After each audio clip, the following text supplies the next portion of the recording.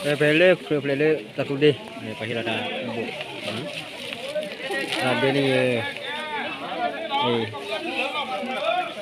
koko.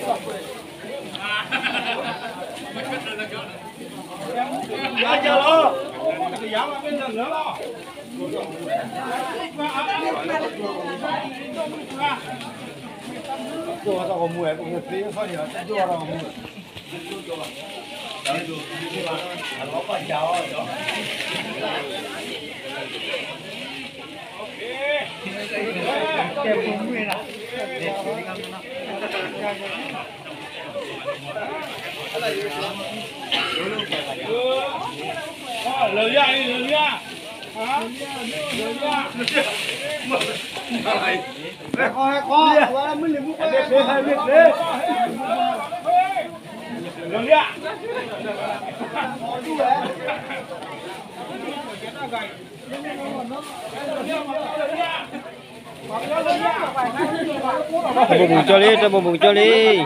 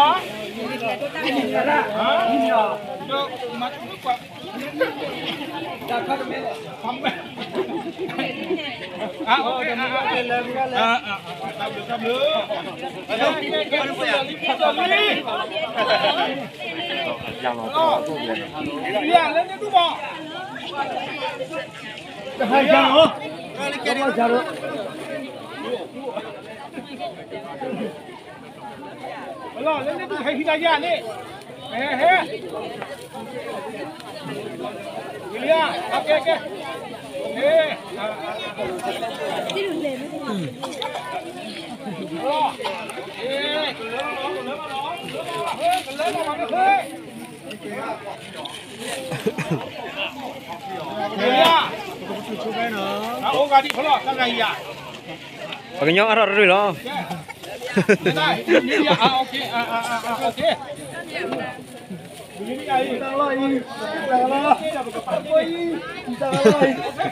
Chúng ta bắt đầu quả cái nó đang phục lý rồi. Ok, học quay ra. Thế này. Cái ta đi. Ok, chúng ta bắt đầu đi vào. Mà chúng ta chờ phục lý rồi. Đó, và chịu phục lý rồi. Đó, và lại mà chờ đó. Đó, nhé phải chịu phục lý. Quay ra. Hết thì cái cha hết từ nữa.